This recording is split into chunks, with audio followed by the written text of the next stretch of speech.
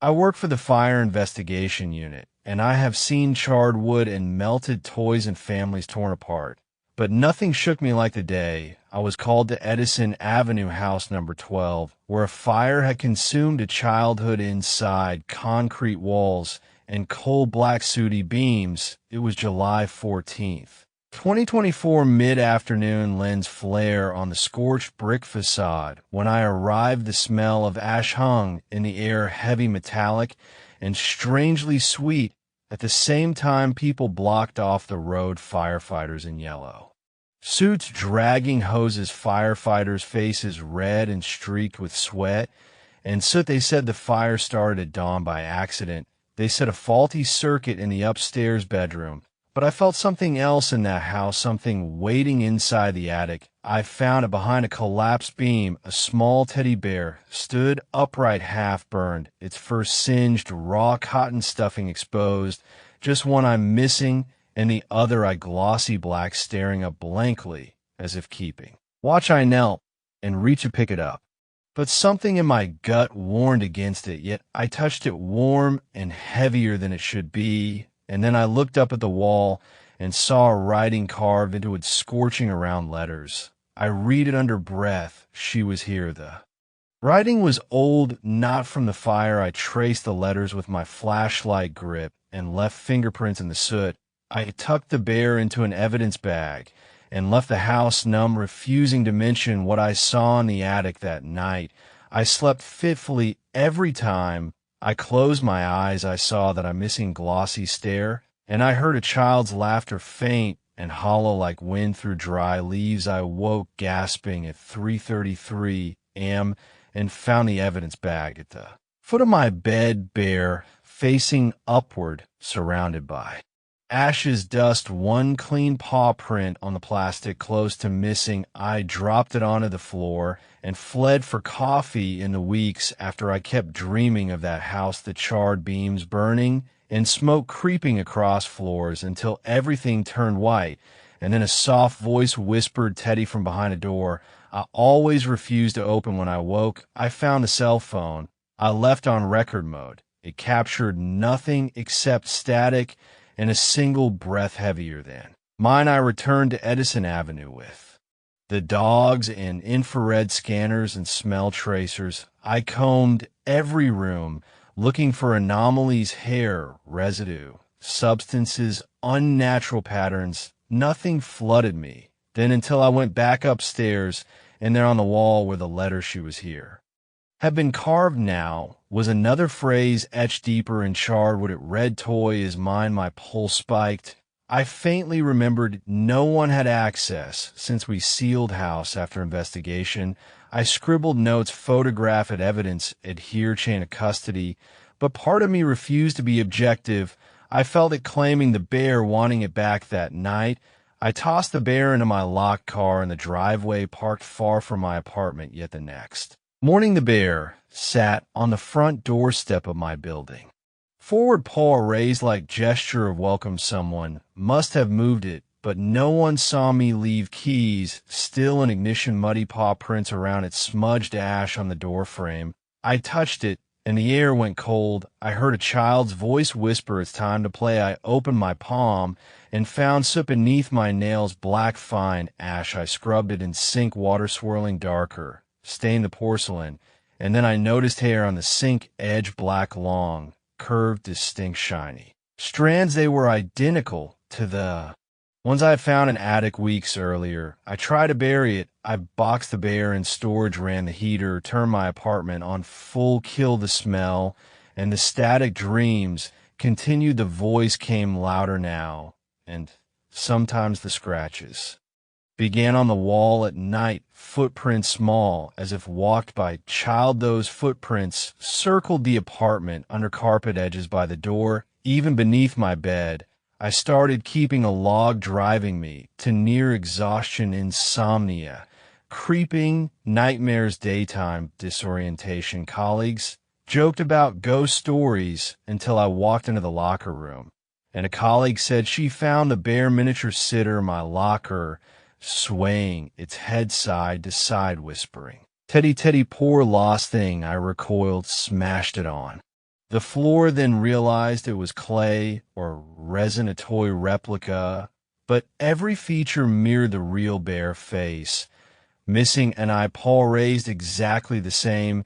I don't know what she did with it. I fled the station shaking and took leave. I need to know where it came from, who first left that bear in the attic, at what moment the fire awakened something. I vowed to return to that house. Even though it's sealed, even though I know better tonight, the bear sits in the center of my living room floor. It's one eye, glowing faint red in the darkness like a candle flame. I stared at it for 3 hours. I hear breath behind me. Tick, tick, tick, faint sound like heartbeats, counting, waiting, and I haven't slept for 2 nights. I feel bone tired, but fear keeps me awake, anticipating that soft voice whisper, Teddy, mine. I returned to duty after days off, but my sleep remained hollow and haunted. I avoided being alone. I carried the bear wrapped in heavy plastic in my backpack, blackened stuffing pressed in a vinyl to isolate its presence. I avoided pulling it out, except when I needed to look at the missing eye to reassure myself it was real. During my shift, I worked on unrelated fires, but each ember sparked memories of Edison Avenue. I scribbled notes in margins of reports. Heart rate monitors showed I was elevated at all hours. I drank excessive coffee. I downed energy drinks. I woke up on hospital lounge floor, one shift still in scrubs with no memory how I got there. One afternoon after work at my apartment, the bear suddenly fell out of my pack, crashing a tile like a thud, echoing in empty rooms. I froze. It had not moved. When I closed the bag, I had zipped it tightly tight, enough to hold it back, and yet there it lay on the floor, upright, its paw extended toward me once again, as though it had a mind. It looked at me expectantly. I moved to pick it up, and the air felt wrong, dense, thick, as if breathing liquid, and behind me, I heard childish giggles, soft, quick, like wind chime. When there's no breeze, I spun, expecting someone in doorway, masked intruder. Nothing, just my apartment, empty, silent, oppressive. So, when I turned back the bears, I glowed red, just for a heartbeat. And then dark again, I backed into the hallway, my pulse pounding in ears. That evening, I went back to Edison Avenue with my colleague Marisol. She's a forensic archivist, skeptical of ghosts, but meticulous in evidence. She entered wearing gloves, N95 mask. She asked my intention. I said, I want closure. She nodded. We crossed yellow tape and stepped into the charred corridor. Once more inside, it reeked of ash and cedar and something faintly sweet that made my stomach churn. We pulled floorboards near attic hallway near where original bear found. We brushed away soot, splinters, dust. We found scratch marks deeper than before, claw gouges arranged in pattern like tally marks. And then we discovered inside a corner, under floor, new inscription burned in a Joyce toy is mine. It was not original carving for months. Earlier it was fresh, staining dark red black, char inside, fresh scar. I flicked ash off, letters shadow, trembled across, Joyce, as if caught in motion, and Marisol gasped. We left that house quickly, but I stayed near. Perimeter to photograph windows, branches, and ground around property. Where firefighters had no reason to walk, she saw footprints too small for adult shoes and soft powder black around foundation. Where soot gathered in unnatural circles. When she asked me, why are we here? I said something else. Watches that night at my apartment, the bear sat in kitchen on cutting board as I made dinner, its paw still raised, somehow hopeful. I turn on radio music. Nothing unusual. Then I heard it again, the giggle only. This time closer. Then it echoed through tile and walls, and then rumble like many footsteps running across floor above my head. I rushed to hallway ceilings, but ceiling beams sagged slightly. I heard scratching inside drywall, above light. Fixture a slow scrape like nails scoring plaster. I yelled, Marisol, answer me through call.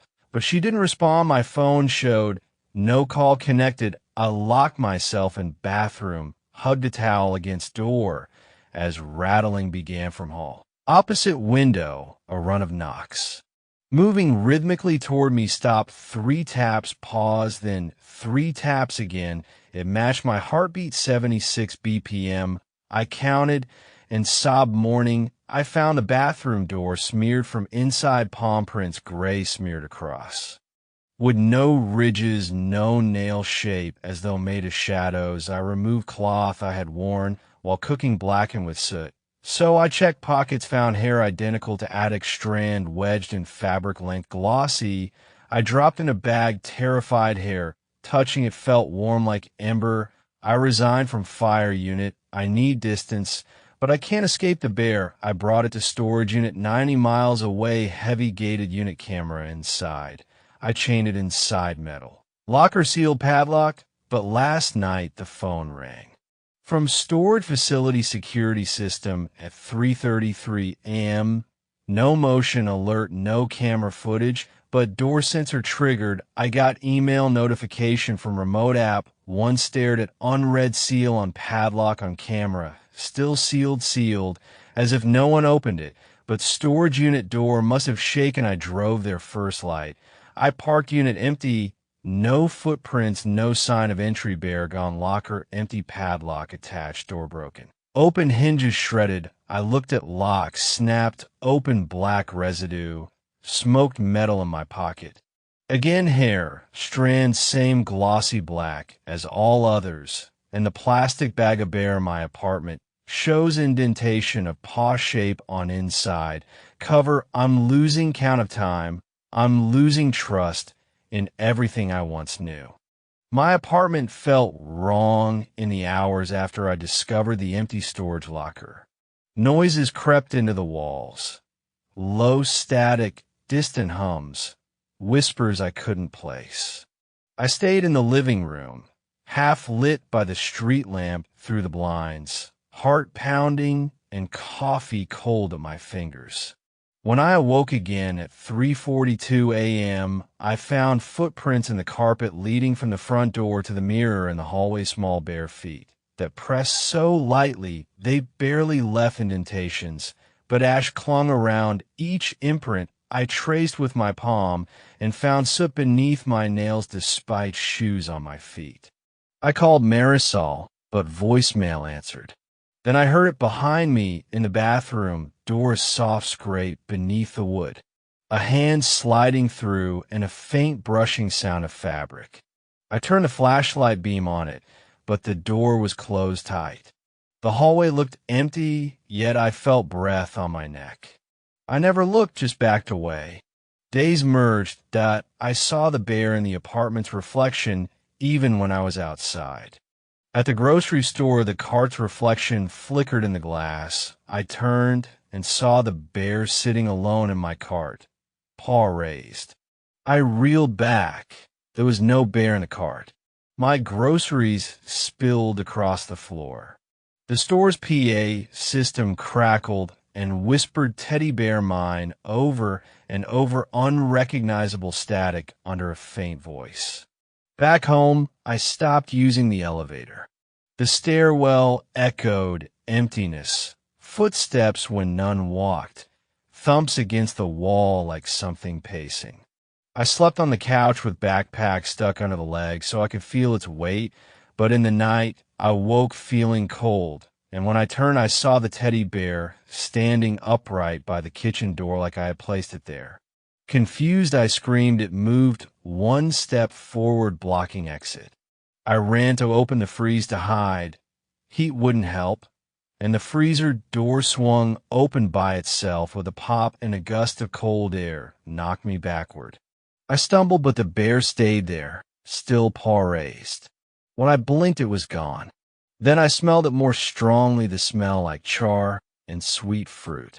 It came through vents, registers that I found, black fine ash and coffee mug I left in car. I opened the glove box, another strand of hair braided in a knot tucked between papers. I know the bear is more than a toy. I tried calling for help again. I left messages for police, for family, for psychiatrists. Each time I spoke the words teddy bear fallen, how's my phone glitched. On speaker, the voice I heard was not mine. It was childlike sing-song, repeating found, found, found. Then line cut, phone died. I took refuge at Marisol's, yet when I arrived, Bear lay in her foyer small replica, paws raised mirror image of mine. I shouted, I grabbed it, and felt something squirm inside, the vinyl pressed beneath my grip. Its stuffing shifted with a pulse. Then it went still. She refused to let this inside her house, so she threw it outside on the curb. In the morning, it was back at her living room under lamplight, untouched by grass or rain. I returned home desperate. I emptied drawers, windows, cabinets, turned over rugs, swept floors, yet every day I found more tiny footprints, more soot within corners, more hairs tied and knots stuck in seams of drapes. At times I saw faces in the static of my television, the missing I blinked. Then static exploded and showed me my own face framed in black soot and then vanished. Now I'm tracking it again, presence in phone, camera stills, dust on combs inside pillowcases, small black imprints on the fridge door where paws rested. I keep logs of times, noises occur, a breath, sounding behind me and slipping away. I don't know who left that bear in that house, and I don't know why the fire awakened what followed it back. I suspect more than one life touched the toy and died for it to return to me. I suspect the bear is alive, and I know this. If I try to dispose of it again, it will return. It always returns. Tonight, I begin recording continuously with motion camera and Spectrum audio sensor. I will not sleep, that I will not turn away. Something is waiting. The teddy bear wasn't just returning anymore, it was changing. By the time I woke up 3 days ago and saw it standing in the middle of the living room again, closer than it had ever been, it looked older. Not just worn, but ancient. Its stitches had split further, but what disturbed me most were its eyes. Both were back. The missing button had returned, black and smooth like the other, but both seemed slightly too large. And wet. They glistened like real eyes. I didn't touch it, that I didn't even approach it. I sat in the kitchen for 6 hours, trying to ignore the sound of breathing that now came from the living room. Slow, heavy, labored, like something small pretending to sleep. I tried leaving it there, hoping it would disappear again, but that night I heard something shuffle through the hallway. At exactly 3:11 a.m., every night, the bear moved. I never saw it happen, but I always heard it. Once I found it propped against my bedroom door, its paw stretched underneath the gap like it was reaching for something or waiting for me to reach back. Then it got worse. I visited the old neighborhood again, hoping to learn more about the fire. The library had a small local history section, and after begging the archivist, I was allowed to look through newspaper scans from the late 90s. What I found chilled me. April 2nd, 1997. Fire claims 3 lives in East Hollow Street blaze. A single mother and her 2 daughters perished in an unexplained fire that destroyed their 2-story home. Neighbors reported strange electrical disturbances and smells of burning weeks before the blaze. No cause was determined. Among the wreckage, firefighters found a child's teddy bear with no visible fire damage, despite being in the heart of the inferno. There was a picture, the bear, the same exact bear. I felt sick. The story mentioned a name, Carla Durness, the mother. I scribbled it down, along with the names of her daughters, Lena and Amaya, then left. On my way back to the car, I passed a child standing by a tree, maybe 5 years old, staring at me. She didn't move. She didn't blink. She just whispered something that sounded like, "Don't let him hold it anymore," and then turned and walked into the woods. I didn't sleep that night, or the next that I couldn't. The bear moved constantly now. Every time I blinked, it shifted. Closer, closer. Sometimes it wasn't even standing anymore. Sometimes it was crawling. Then the dreams began. I dreamed of the house, not as I remembered it, but whole again, standing tall in a forest of ash. I was inside it, surrounded by scorched walls that repaired themselves slowly like reversed burning. I saw photos on the wall, photos of me as a child, of my bedroom, of me holding that bear, smiling. But I never had that bear as a child. Did I? The dream changed. I stood in a room filled with dozens of identical bears, all arranged in neat rows like soldiers. Each had something different: a broken ear, a stitched mouth, eyes of glass or bone. And at the center stood a girl with her back to me, humming. She turned, and her face was ash, not burnt, not blackened, just made of ash, dry and falling apart. She said only one thing. It came from something worse. I woke up screaming. The apartment was quiet, in bared and footsteps. For the first time in days, silence. But when I went to the bathroom, I found something tucked under the sink cabinet. Another teddy bear, smaller, sewn from scorched fabric. Inside it was a note written in handwriting I didn't recognize, but somehow knew was mine. If you're reading this, it already wants your name. Never say it aloud. Never think it when you see it. It doesn't need to remember, it makes you forget. And if it's tapping with your heart, it's already inside. I checked my phone for the date. It had reset, January 1st, 1970. Every file was gone, every contact wiped. The only image on the phone was a blurry photo of the bear standing at the foot of my bed, taken at 3:11 a.m. I've started documenting everything again, on paper this time, but the pages disappear. Burnt corners, faded ink. Yesterday I wrote 15 pages of this and found them shredded in the sink this morning. I keep forgetting what I've already said. I found a video file on my computer I don't remember recording. It shows me sleeping for 9 straight hours. But the bear is in every frame, getting closer every time I breathe. Marisol stopped answering me. I got a single text from her. It's following my niece now. She keeps drawing it. Make it stop. But how?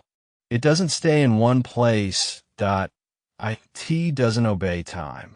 It exists across memories, between thoughts, in reflections and dreams and photographs and half-formed fears. And worst of all, it wants a family. It wants to belong. To be loved. Or maybe it's waiting to be remembered, so it can come back completely. Tonight, I'll go back to the burnt house. It's not safe, I know, but I think something is calling me there.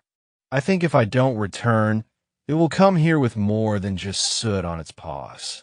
It will bring its mother, and I think she remembers me.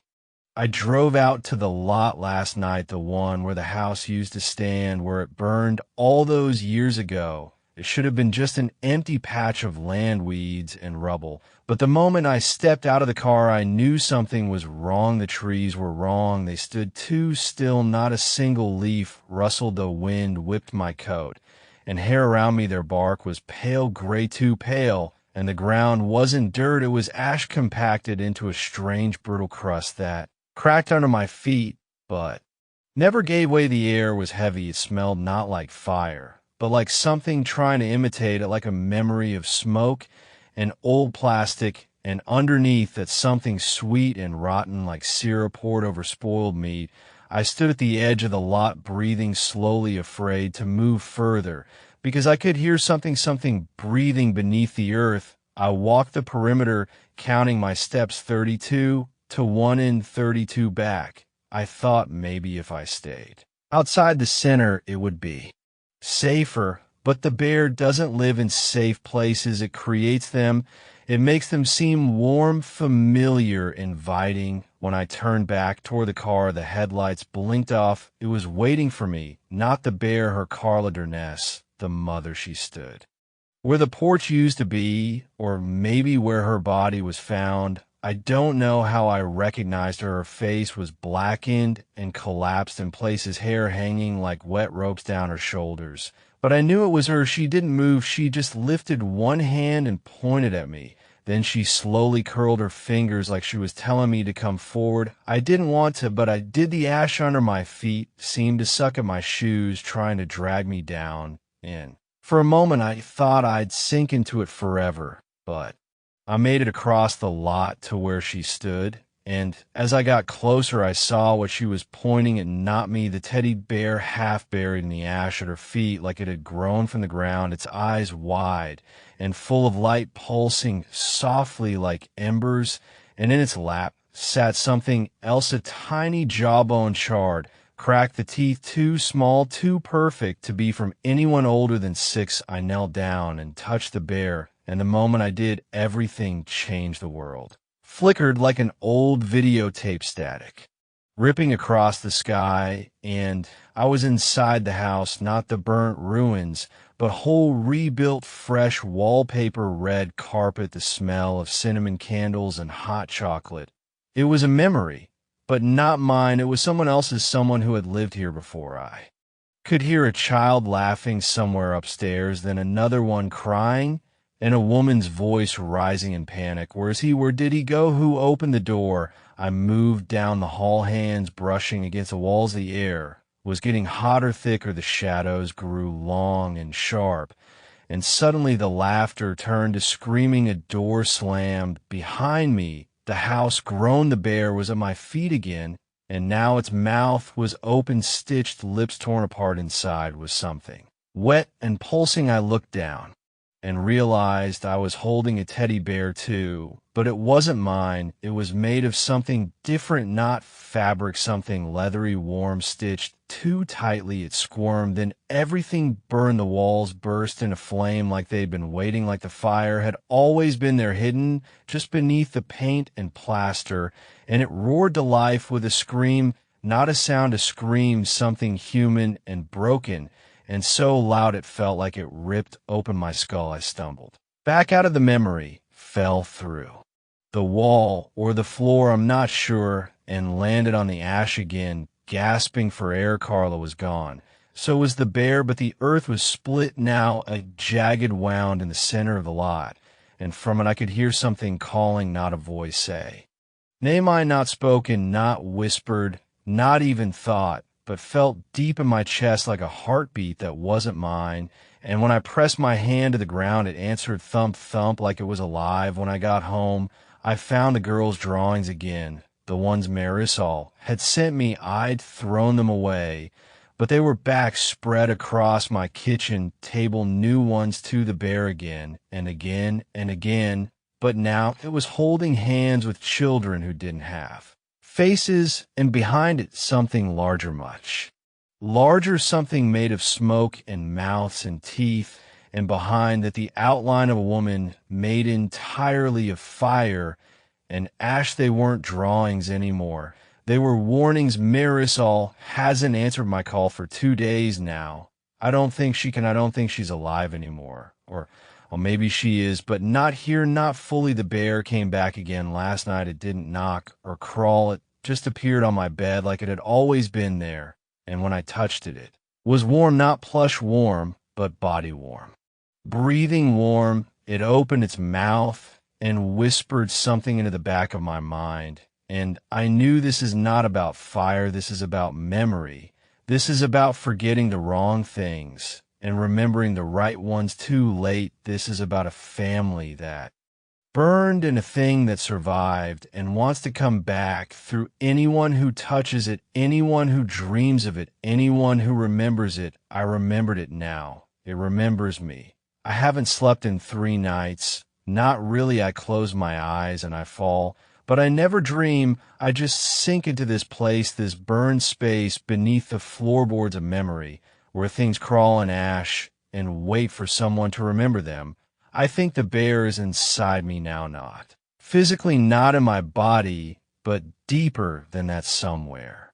Closer to thought, it watches through my eyes. Sometimes I catch my reflection in the mirror and I see something else standing just behind my pupils, something small with stitched arms and a grin too wide for its head. After I touched the bear in the field that day, everything started unraveling. The power in my house flickers every hour on the hour, always exactly 13 minutes past the hour. Doors open on their own, not like horror movies, slow creaks.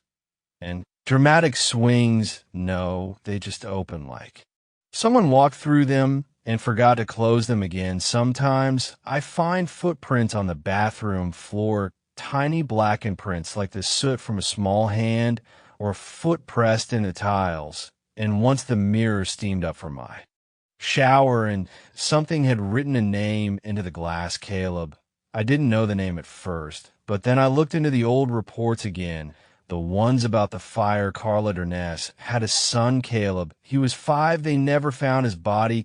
Not completely. Bits of him were recovered, teeth, mostly part of a rib, but nothing else. They said maybe he'd been cremated by the fire, too hot, too sudden. But now I know that's not true. He's still here. He's in the bear. Or maybe the bear is him. It's not just haunted, it's a vessel, a container, a mask worn by something old, something that feeds on grief and memory and heat. I drove back to the field again last night because I had to finish this. I had to know what it wanted, why it chose me.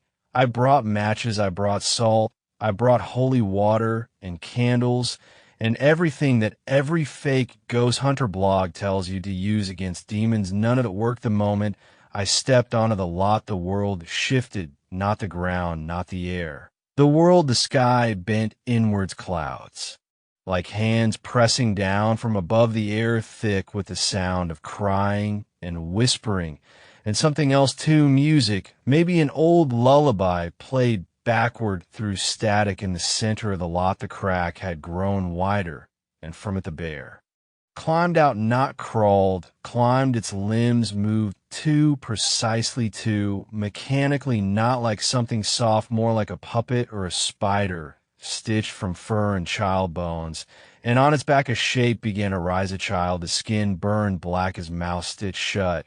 But his eyes were glowing red and wet like coals, like someone had left them burning in a stove for too long. He looked at me, and something shifted in my skull. I heard screaming, not around me, inside me, like my own thoughts were being pulled apart with tiny fingers and thrown into the fire. The bear spoke, not with a mouth, with the ground, with the wind, with the memories inside me. You remembered us, so we can live again, burn with us. I turned to run, but my feet didn't move. The ash gripped my ankles, and the child on the bear's back opened his mouth, tearing the stitches. And what came out wasn't a voice, it was a sound older than language, like fire being born. The world around me caught flame, but not hot. It was cold, so cold it hurt more than any heat ever could. I fell forward into the crack, into the dark, and I saw things, dozens of children all stitched together into one mass, their mouths sealed shut, their hands bound with twine and cloth and wire, and in the center of them all the original bear, the first one, the one Carla made. Its eyes were human, real, wet, weeping. It looked at me and said in my own voice, you brought me back now. You'll never leave the children. Began to climb me, pull at me, wrap their arms around me, whisper into my bones, their breath like snow, their words like fire. I screamed, but I didn't make a sound. And then I was back in my house on my kitchen floor.